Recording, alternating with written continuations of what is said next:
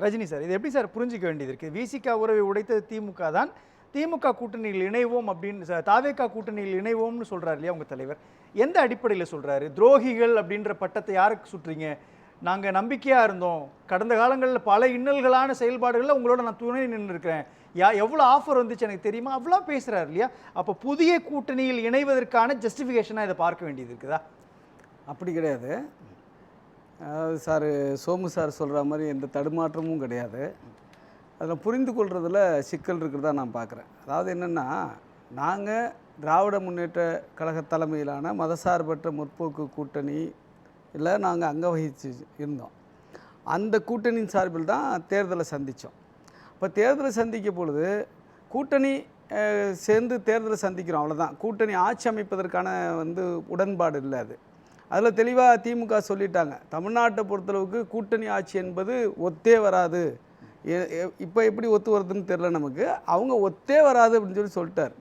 அப்போது எந்த கூட்டணியினுடைய பலத்தை பெற்றுக்கொள்வோம், அவர்களுக்கான அதிகாரத்தை தரமாட்டோம் என்பதில் அவங்க உறுதியாக இருந்தாங்க. நாங்களும் பிஜேபி ஆர்எஸ்எஸ் இங்கே உள்ளே நுழைந்து விடக்கூடாது என்பதற்காக அவர்களோடு நாங்களும் பயணித்தோம், வேறு வழி இல்லாமல். ஏன்னா அவங்க தான் ஒரு பெரிய திராவிட இயக்கமாக, ஆளும் கட்சியாக, கட்டமைப்புகளை கொண்ட கட்சியாக இருந்ததுனால அந்த புள்ளியில் அந்த செயல் திட்டத்தின் அடிப்படையில் நாங்கள் இணைஞ்சு பயணித்தோம்.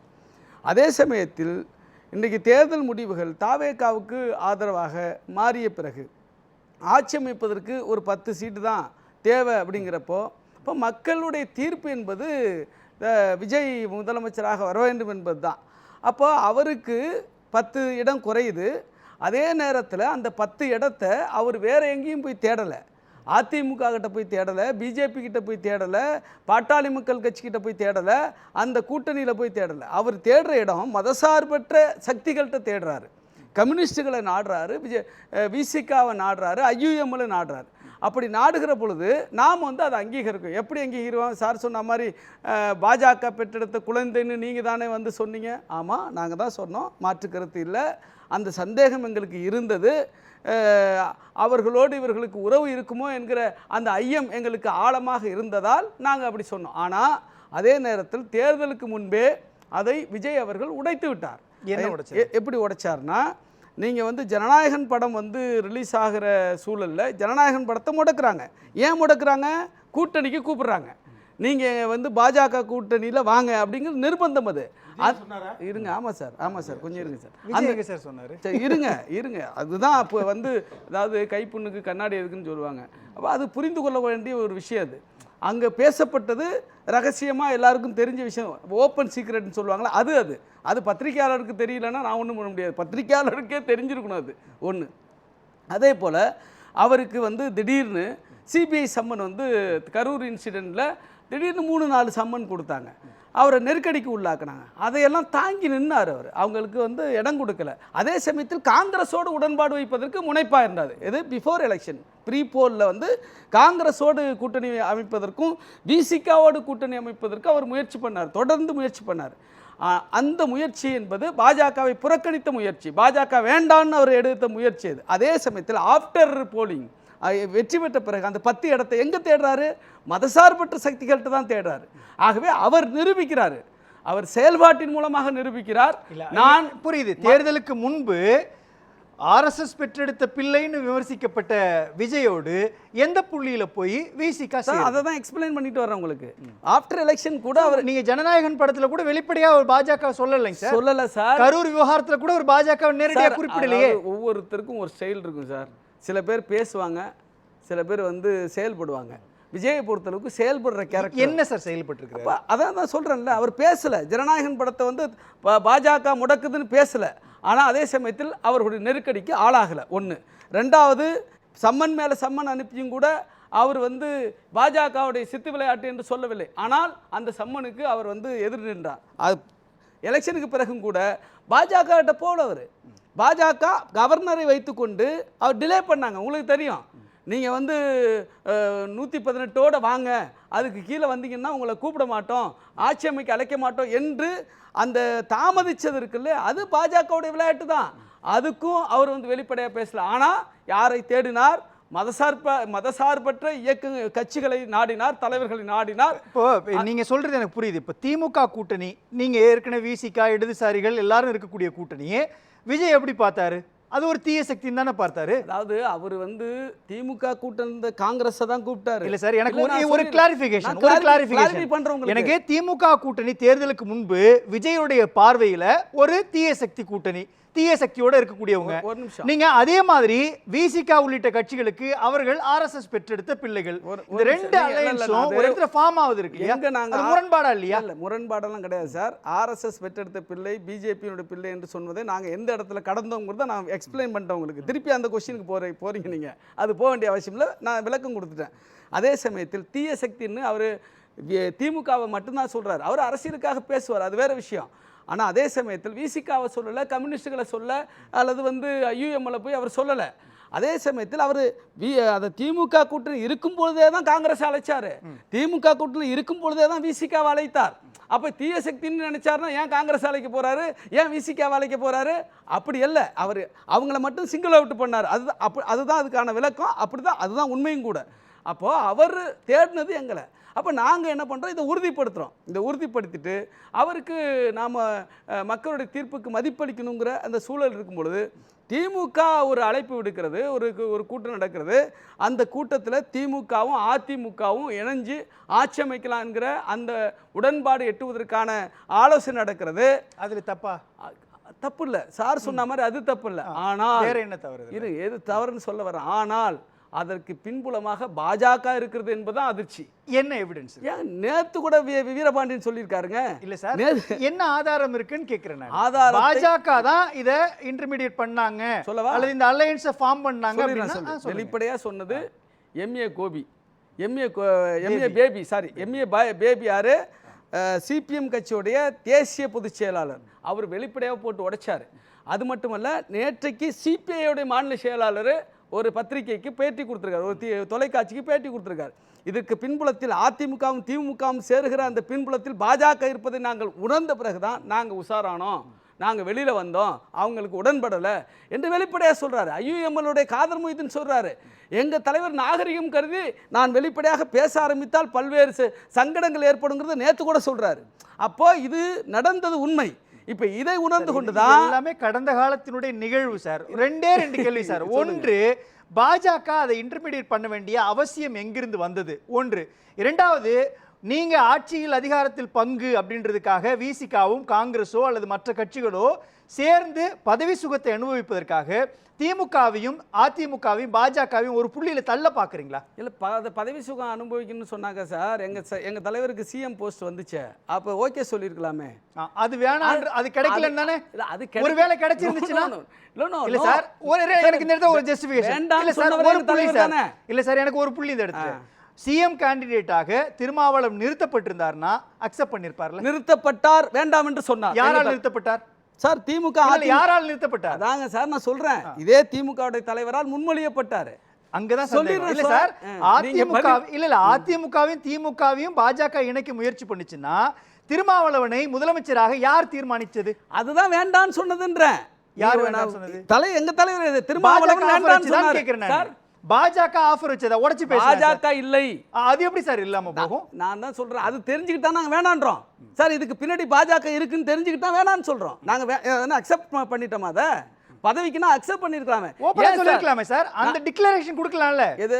பாஜக என்னை சிஎம் வேட்பாளராக நிறுத்துறாங்க, நாங்க அதற்கு உடன்படல சொல்லலாம்ல. பாஜக சொல்லல சார், நல்லா புரிஞ்சுங்க. பாஜக சொல்லல, சொன்னது திமுக. திமுகவுடைய தலைவர் சொல்றாரு. அதை அதிமுகவில் மற்றவர்கள் ஏற்றுக்கொண்டாலும் பழனிசாமி ஏற்றுக்கொள்ளவில்லை.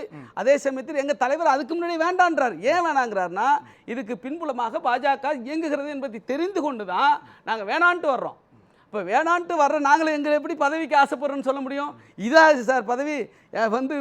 ஒன்றிய அமைச்சரவையில் பதவி கொடுக்குறேன்ட்டு எத்தனையோ ஆஃபர் வந்துச்சு சார். தொடர்ச்சியாக எங்களுக்கு நெருக்கடி வந்தது. அதுக்கெல்லாமா நாங்கள் ஈல்டானோம். சரி, எங்களுக்கு பதவி.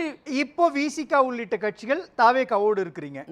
எதிரணியில் திமுக ஒரு வலுவான கூட்டணி கட்டுறாங்க அப்படின்னா அது நாம் தமிழர் கட்சியோடு சேர்ந்தால் அந்த கூட்டணியை தாவேக்காவால் எதிர்கொள்ள முடியுமா முடியாது? நிச்சயமாக எதிர்கொள்ள முடியும்.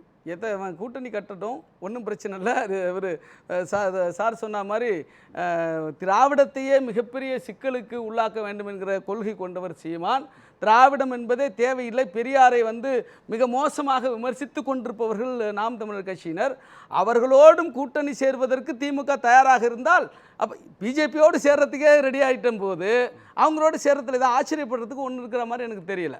அதனால் அப்படி அவர்கள் கூட்டணி அமைத்தாலும் அது எதிர்கொள்ளக்கூடிய தெம்பும் திராணியும் இந்த தாவேகாவுக்கும் அதை சார்ந்த கூட்டணி கட்சிகளுக்கும் இருக்கிறது. ஒரு விஷயத்தை நான் சொல்கிறேன், அமைச்சரவையில் பங்கேற்றுட்டோம் அப்புறம் என்ன தடுமாற்றம், அமைச்சரவையில் பங்கேற்றாவே கூட்டணி, அதெல்லாம் அப்படியெல்லாம் இன்டர்பிரேட் பண்ண வேண்டிய அவசியம் இல்லை. நுணுக்கமான அரசியல், மைக்ரோ பாலிடிக்ஸ் இருக்குது அதில். அம்பேத்கர் காங்கிரஸ் அமைச்சரவையில் இடம் பெற்றார், அதுக்காக காங்கிரஸ் அரசோடு அவர் ஐக்கியமாயிட்டான்னு சொல்ல முடியாது. அவர் தான் முடிந்தவரை அங்கே மக்கள் பணி ஆற்றினார், முடியாத பொழுது வெளியேறினார். நாங்கள் அமைச்சரை தாவேகா அரசின் நாங்கள் கொடுத்தாலும் கூட, ஒரு அமைச்சராக எங்களுக்கு கிடைத்தாலும் கூட, நாங்கள் தாவேகாவினுடைய தவறுகளை நேற்று வரை சுட்டி காட்டி கொண்டிருக்கிறோம். நேற்று கூட நான் சொல்கிறேன் சார், நேற்று கூட என்ன சொல்லியிருக்கோம், குதிரை பேரம் நடப்பதாக கவர்னருக்கு உரிய புகார் அளிக்கப்படும் போது அவர் உரிய ஆதாரத்தை அவர் பெறும் பொழுது நடவடிக்கை எடுப்பதற்கு ஏன் தயங்க வேண்டும்? நீங்கள் ஏன் அதை வெளிப்படுத்த மாட்டேங்கிறீங்க? ஏன் அதிமுகவுடைய பழனிசாமி ஏன் துடிக்க மாட்டேங்கிறாரு? தன்னுடைய எம்எல்ஏக்கள் இழுக்கப்படுகிறார். பிரச்சனை இல்ல, அவங்க ஏன் துடிக்கலன்னு சொல்றீங்கன்னு கேக்குறேன். நான் ஏன் திசை திருப்புறீங்கன்னு கேக்குறேன். நாங்க திசை திருப்பலையே இல்ல, துடிக்கலன்னு எப்படி சார் சொல்றீங்க? விஜய்க்கு அதுக்கும் தொடர்பே இல்ல. இல்ல சார், நான் சொல்றோம்ல, நாங்க விஜய் தவறு செய்தாலும் தவறுதான் சொல்லுவேன். சொல்றோம் சார். நாங்க தான் சொல்லுவீங்க. என்ன சார் இன்னமா சொல்லிட்டு தான் இருக்கிறோம். நீங்க கவனிக்கலையோ, பத்திரிகை படிக்கலையோ, டிவி பாக்குறது இல்லையோ? ஜோதிடர் ஒருத்தர் போட்டாங்கல்ல, ஜோதிடர் போட்டாங்கல்ல, அதுக்கு எதுவும் சொன்னாரா? அதை ஏத்துக்கிட்டாரு திருமாவளவன். அது வேணாம்னு சொன்னார் சார். பேரவையில பேசினார். ரஜினி சார், நான் கேக்குறேன், நீங்க எல்லா செய்தியும் பார்த்துட்டு பேசுறீங்க.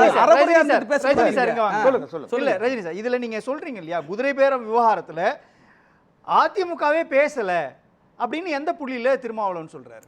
அதிமுக சார்பா புகார் கொடுத்திருக்கணும்ல. ஆளுநர் சந்திக்கலையா? ஆளுநர் சந்திக்கிறாங்க. சார் 3 சொல்றேன். அக்ரி கிருஷ்ணமூர்த்தி சபாநாயகரை சந்திக்கிறாரு, அக்ரி கிருஷ்ணமூர்த்தி ஆளுநரை சந்திக்கிறாரு, அதிமுகவுடைய எம்பி இன்பதுரை சார்பாக வழக்கு தொடுக்கப்படுது, தலைமை தேர்தல் ஆணையத்தை போய் சந்திக்கிறாங்க. இது தாண்டி வேற என்ன? மக்கள் மயப்படுத்தல என்பது எங்கள் கேள்வி. எங்க தலைவர் நேத்து கூட சார் மக்கள் மயப்படுத்தல. அதிமுக தொண்டர்களை வைத்து போராட்டம் நடந்ததா? இது குதிரை பேரம் நடக்கிறது, ஜனநாயக படுகொலை நடக்கிறது என்று பழனிசாமி அவர்கள் போராட்டம் செய்தாரா? மக்களை திரட்டினாரா? அதிமுக தொண்டர்களை திரட்டி ஏதாவது ஆர்ப்பாட்டம் பண்ணாரா? இல்ல சார், இது சட்ட ரீதியாக சார் அணுகணும். அது ரைட்டு. ஒரே விஷயம் சார், நம்பிக்கை வாக்கெடுப்புல 25 பேர் விஜய்க்கு ஆதரவாக வாக்களிக்கிறாங்க. அதுல மன்னிப்பு கடிதம் கொடுத்து விட்டு சேர்ந்தவர் தான் சி விஜயபாஸ்கரும் எம்ஆர் விஜயபாஸ்கரும். அதன் பிறகு ஏன் அவரை போய் தாவேகா அக்செப்ட் பண்ணிக்கணும்? சார், தாவேகா செய்யற எல்லாத்தையும் நாங்க உடன்படுறோம்னு எப்பயா சொன்னா? நாங்க ஒரு அரசியல் தலைவராக கேட்டிருக்கணும் சார். எங்கள இல்ல சார், ஒரே ஓபன் சேலஞ்ச் சார். ஒரே விஜயனுடைய கேட்க வேண்டிய இடத்துல இருக்கிறது பழனிசாமி சார். நாங்க ஏன் கேட்கணும்? கேட்க கூடாது. நாங்க கேட்கறோம், நாங்க கருத்து சொல்லுவோம் சார். நாங்க ரஜினி சார் விசிகாව கேட்க கூடாது. இல்ல, நாங்க கருத்து சொல்லுவோம் சார். கேட்கணும்ங்கிறது யாரு கேட்கணும்? அப்புறம் ஏன் மகாராஷ்டிரால கேட்டீங்க? எது மகாராஷ்டிராவுல சிவசேனா உடைச்சாங்க பாஜகன்னு கேட்டீங்கல்ல? நாங்க இங்கேயும் தான் சார் கேட்கறோம். நீங்க கேட்கலையே சார். கேட்கறோம் சார். மகாராஷ்டிராவினுடைய சிவசேனா உடைக்கப்பட்டால் கேட்கிற திருமாவளவன் தமிழ்நாட்டுல குதிரை பேரத்தை பற்றி பேச மாட்டேன்றாரு. எப்ப பேசல? Political lobby. சார் நேத்து என்ன சொல்லிருக்கா தெரியுமா? நேற்று மாலை இதே நேரத்தில் அவர் என்ன பேசியிருக்காருன்னா, குதிரை பேரம் நடக்கிறது என்று சொன்னால் அது உடனடியாக நடவடிக்கை எடுக்க வேண்டிய அதிகாரம் கவர்னருக்கு சொன்னா அவர் நடவடிக்கை எடுக்கணும்னு சொல்லியிருக்காரு. அது எப்படி சொல்லணும்னு சொல்றீங்க? அப்ப கவனிக்கல நீங்க பாலத்துக்கு போறீங்க. எது கவர்னர் தான் சார் அதிகாரம். கவர்னருக்கு அதிகாரமே இல்லன்னு விசிகா பேசிட்டு இருக்கு சார். கவர்னர் வெறும் போஸ்ட்மேன் பேசுனீங்க சார். நீங்க ஒரு நிமிஷம் லெட் மீ ரிப்ளை. ஃபர்ஸ்ட் நான் பதில் சொல்கிறேன். கவர்னர் மூலமாக ஒன்றிய அரசுக்கு, குடியரசுத் தலைவருக்கு ரிப்போர்ட் போகணும். அந்த ரிப்போர்ட்டை கொடுக்க வேண்டிய இடத்துல கவர்னர் இருக்கிறாரு. அப்போ அவருக்கு அந்த அதிகாரம் இருக்குது, அதை பயன்படுத்த வேண்டியதானே அவர். ஒன்றிய அரசு தான் நடவடிக்கை எடுக்கணும் சார். அப்போ அவர் கவர்னர் மூலமாக தானே பண்ண முடியும். ஸ்டேட்டா ஒன்றிய அரசு எப்படி வரும்? Governor is the representative of. நான் புரிஞ்சுக்கிறேன் சார். மகாராஷ்டிராவில் குதிரை பேரம் நடந்தால் திருமாவளவன் கேட்பார். இங்கேயும் தான் சார் நாங்க கேட்கிறோம். கவர்னர் மூலமாக டெல்லிக்கு மெசேஜ் பண்ணணும்னு சொல்லுவார். அப்படிதானே? நாங்க தமிழ்நாட்டு அரசியல் இருக்கும்போது தமிழ்நாட்டுல வந்து நாங்க வந்து சார் இதுதான் ரோல் சார் பண்றோம். நிலைப்பாடு. என்ன? சார் ஒரே கேள்வி சார், மகாராஷ்டிரால நீங்க தவறா சிவசேனா interpret உடைக்கப்பட்டுச்சுனா பண்றீங்க. நீங்க தவறா interpret பண்றீங்க. I am right. No, Sir, no, no, political you are wrong, statement is sir. an open You platform, are wrong. sir. You are can wrong. check Totally it. wrong. You can check it. No, you are totally I am wrong. right. I am 100% No, right. you are 100% You can check totally it. wrong. Sir, ஒரே ஒரு விஷயம், மகாராஷ்டிராவுல சிவசேனா நான் ஒரே கட்சி ஒரு கேள்வி உடைக்கப்பட்டால் நான் ஒரே மகாராஷ்டிராவுல சிவசேனா கட்சி நான் நெறியாள்கிட்ட உடைக்கப்பட்டால் ஒரே ஒரு கேள்வி கேட்கிறேன் சார். நெறியாள்கிட்ட ஒரே ஒரு கேள்வி கேட்கிறேன். இதை இனிஷியேட் பண்ண வேண்டிய இடத்துல திருமாவளவன் இருக்கிறாரா, பழனிசாமி இருக்கிறாரா? ஒபினியன் சொல்ல வேண்டிய இடத்துல இருக்கிறாரா? இருக்கிறோம். நாங்க ஒபினியன் சொல்றோம்ல. நாங்க ஒபினியனே சொல்ல சார். நாங்க ஒபினியன் சார் இதுக்கு இந்த வேற விஷயத்துல என்ன திருமாவளவன் ஸ்டாண்ட் என்ன தெரியுமா சார்? இந்த விஷயத்துல திருமாவளவன் ஸ்டாண்ட் என்ன தெரியுமா? சார் இத நீங்க தவறா இன்டர்பிரட் பண்ணாதீங்க. அதிமுக சார் ரீகன் சார் நீங்க தப்பா பேசுறீங்க. நாங்க ஒபினியன் நேத்து வரையும் சொல்லியிருக்கோம். என்ன சொல்லியிருக்கோம்? குதிரை பேரம் நடந்தா நடவடிக்கை எடுக்கணும்னு சொல்லியிருக்கிறோம். நாங்கள் அதில் எந்த விதத்திலும் காம்ப்ரமைஸ் பண்ண. அதே சமயத்தில் அதிமுகவிலேருந்து எம்எல்ஏக்கு ரிசைன் பண்ணிட்டு போனோன்னே இது ஏற்கத்தக்கதல்ல, இது தவறானது, இது வந்து அவப்பெயரை உண்டு பண்ணும் என்று சொன்ன முதல் கட்சி விடுதலை சிறுத்தைகள் கட்சி எங்கள் தலைவர் டாக்டர் எழுச்சி தமிழர். நீங்கள் அதையெல்லாம் மறந்துடக்கூடாது. இன்னைக்கு நாங்கள் ஒப்பீனியன் சொல்கிறோம். இனிஷியேட் பண்ண வேண்டியது பழனிசாமி. இனிஷியேட் பண்ண வேண்டிய பழனிசாமியை போய் கேளுங்க. நாங்கள் ஒப்பீனியன் சொன்னதை சொல்லலைன்னு தவறாக சொல்லக்கூடாது. பேசலாம். இறுதிக்கிறது ரொம்ப சுருக்கமாக. அது என்னென்னா, ஆட்சி அதிகாரத்தை பறிகொடுத்த பதட்டத்தில் திமுக இருக்கிறது. அது வந்து எதை தின்றால் பித்தம் தெளிவு என்கிற எண்ணத்தில் அவர்கள் வந்து செயல்பட்டுக்கிட்டு இருக்காங்க. அதனால் வந்து நாம் தமிழரோடு சேருவாங்க, பாஜகவோடு சேருவாங்க. சோமு சார் வந்து அவர் விருப்பத்தை சொல்கிறாரு, சேர மாட்டாங்கன்னு. அப்படி ஒரு பேச்சுவார்த்தை போயிட்டு இருப்பதாக வந்து அரசியல் வட்டாரத்தில் பேசப்படுகிறது. திமுக, அதிமுக, பாஜக கூட்டணி அமைப்பதற்கு வாய்ப்புகள் இருக்குது. 2029 தேர்தலே வாய்ப்பு இருக்குது. அதனால் வந்து நடக்காதுன்னு சொல்ல முடியாது. அதே சமயத்தில் சார் திருப்பி சொல்கிறாரு, அதாவது எங்களுடைய கட்சி தலைவர் சொல்கிற கருத்தை வந்து அந்த டைமென்ஷனில் பார்க்கணும். நீங்கள் அவருடைய கருத்து, எங்கள் கட்சி தலைவருடைய ஸ்டேட்மெண்ட்டை நீங்கள் நுணுக்கமாக ஆராய்ச்சி பார்க்கணும். வெறுமனே மொட்டையாக பார்க்கக்கூடாது. அப்படி பார்த்தீங்கன்னா நீங்கள் அப்படி தான் புரிஞ்சுக்குவீங்க. அது தவறான விஷயம். இன்னொரு விஷயம், நான் தோழருக்கு ஒரு பதில் சொல்ல வந்தேன். தமிழ்நாடு என்பதை பாஜக விரும்பாது. ஆமாம், உண்மை. அதே மாதிரி இவர் நம்ம அதுக்காக தமிழகம்னு ஒரு பேர் வச்சதுனாலே பாஜகவுடைய ஏற்பாட்டில் தான் வச்சுருப்பாங்கன்னு சொல்லிட முடியாது. தமிழக வாழ்வுரிமை கட்சின்னு வேல்முருகன் அவர்கள் வச்சுருக்காங்க. அதுக்காக பாஜகவை ரொம்ப தீர்க்கமாக எதிர்க்கிறவர் தான் அவர். அதே சமயத்தில் ஒரு நிமிஷம் இல்லை நான் வந்து பதில் சொல்கிறேன் சார். இதில் இருக்கட்டும். இன்னொரு விஷயம் என்னென்னா, பெரியாரை கொள்கை தலைவராக கொண்டிருப்பதை பாஜக விரும்புமா? அதே கொள்கை தலைவராக பெரியாரையும் அம்பேத்கரையும் கொண்டிருக்கும் பொழுது இப்போ பாஜக இன்னைக்கு வந்து தமிழிசை சவுந்தரராஜன்லேருந்து நயினா நாகேந்திரன்லேருந்து வானதி சீனிவாசன்லேருந்து கடுமையாக விமர்சிக்கிறாங்க தாவேக்காவை. ஏன் விமர்சிக்கிறாங்க?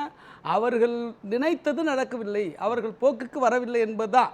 அந்த அடிப்படையில் இன்றைக்கு ஒரு திராவிட கொள்கையை தான் தன் கொள்கையாக கொண்டிருக்கிறது தமிழக வெற்றி கழகம். நன்றி சார். ஆமாம், நன்றி.